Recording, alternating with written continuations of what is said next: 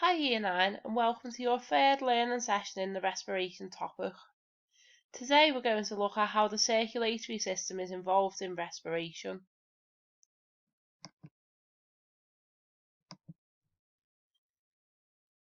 What do you think I'm talking about here? I do this 100,000 times a day, 35 million times in a year, 2.5 billion times during an average lifetime. What am I? If you said the heart, you'd be correct.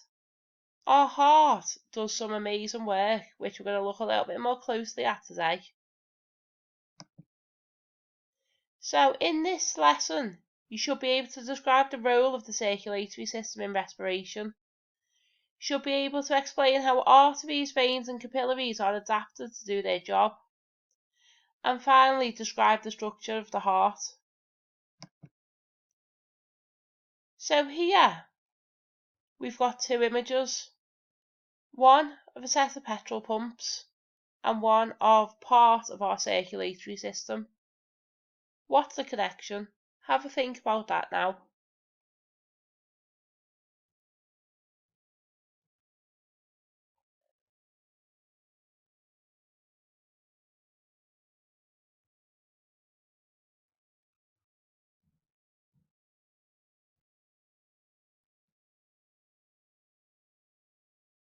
So, what did you come up with?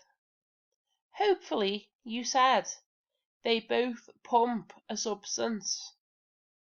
They both carry that substance along tubes. And they both provide fuel for things to happen.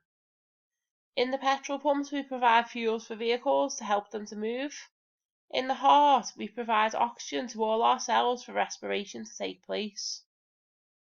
Fantastic. Let's move on. So, our circulatory system consists of the heart and all the blood vessels in our body.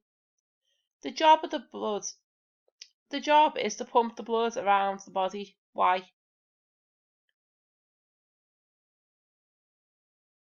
Our blood carries lots of important substances such as oxygen and carbon dioxide, glucose and other dissolved nutrients.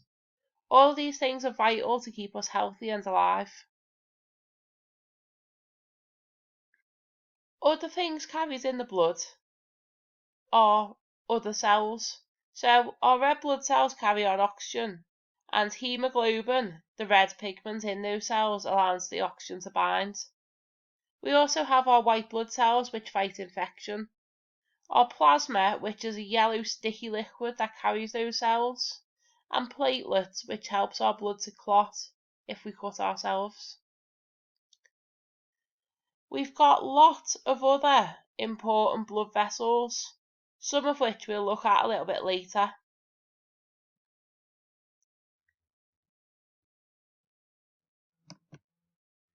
So, the four main components of blood then are our red blood cells, our plasma, our white blood cells, and our platelets. Red blood cells are those pigments that contain hemoglobin and allow oxygen to bind to the red blood cells. Plasma, the second yellow picture in the packages here, is the yellow sticky liquid that contains all of our cells. You can donate plasma along with blood if you would like to when you're older. Our white blood cells here fight infection, and they play a really strong supporting role in keeping us healthy. And lastly, our platelets are involved in blood clotting. Checkpoint then. You've got 5 statements here. Have a read through those statements and decide if they're all correct or if only some of them are correct. Over at the side here are your suggestions. Put your finger on the one that you think is the right answer. I'll give you 30 seconds now.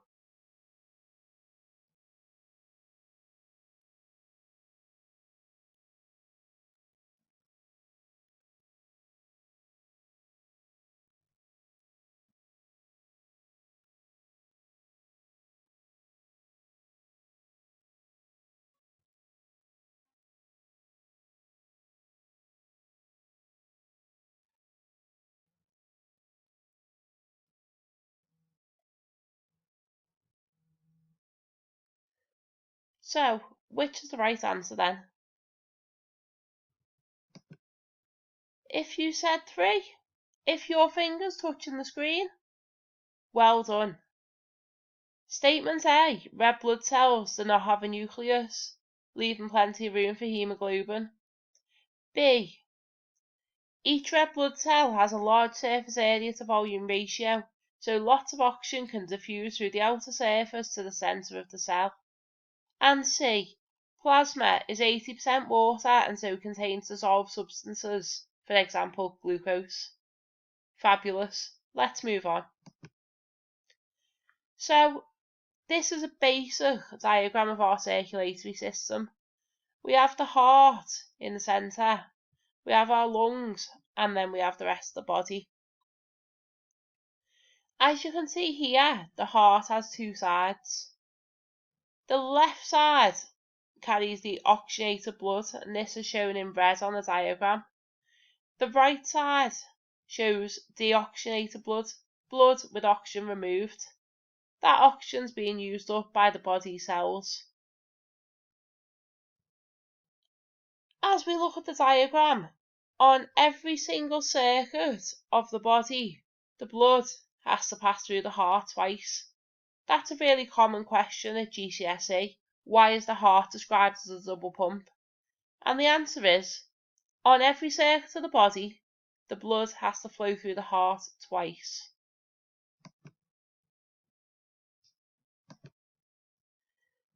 The dissolved food and oxygen needed for respiration are carried around the body by the circulatory system by the blood.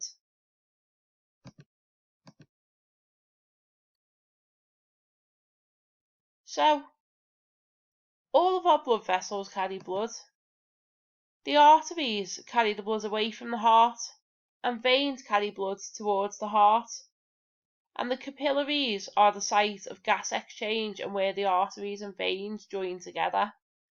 So arteries would come down here, and then we would have a network of capillaries around each of our major organs. This is where the gas exchange takes place. Oxygen enters cells for respiration to occur, and carbon dioxide leaves as a waste product. The carbon dioxide is then carried all the way back to the heart, through the heart, and all the way to our lungs to pick up more oxygen. So what I would like you to do now is I'd like you to create a table, a little bit like the one I've got here. I'll just wait while you do that.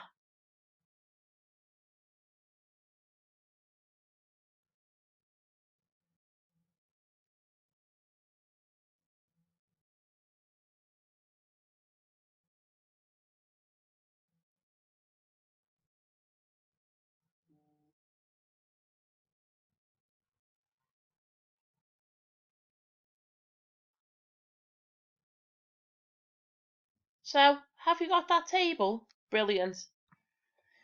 Here we've got a diagram of an artery and a vein. We're going to come back to this in a little while, once we've found out a bit more about arteries and veins.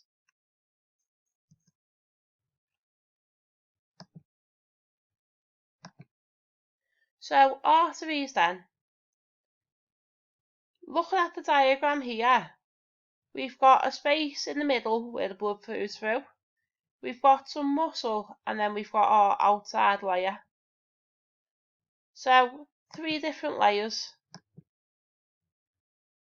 Arteries carry blood away from the heart under high pressure. So we can remember it by A for arteries and A for away. Arteries have to be very elastic because they're able to expand as the blood flows through under high pressure.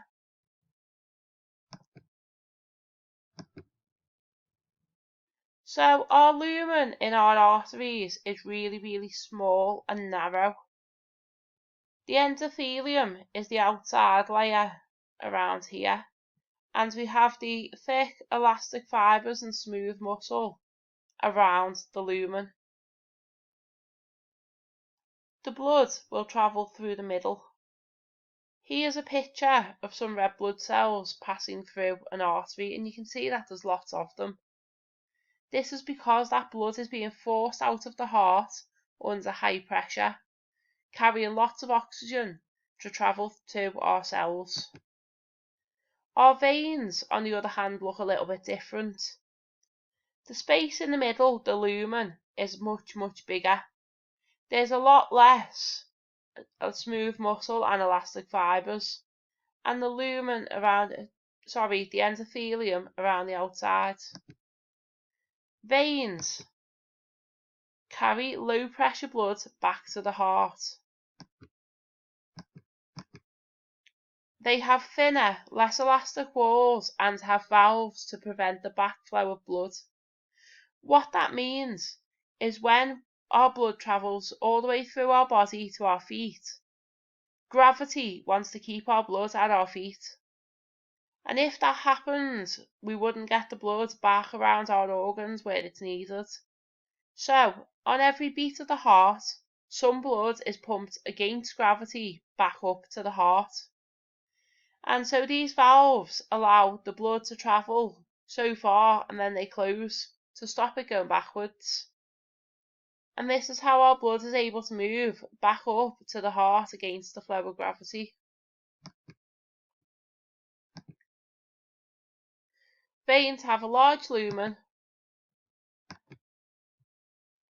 endothelium, the outside layer, and valves. Capillaries then are our third type of blood vessel. Capillaries again look a little bit different. The blood cells only just about fit through one capillary.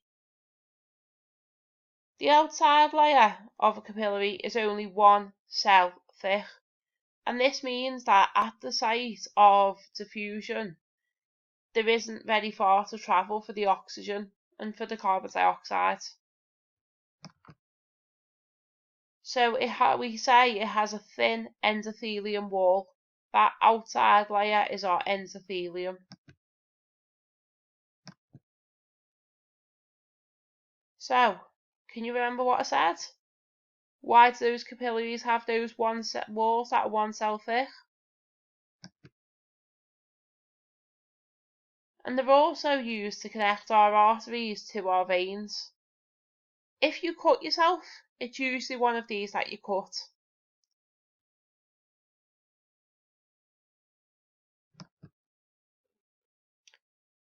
This is an image of all the arteries and veins in your head. However, the capillaries are absent.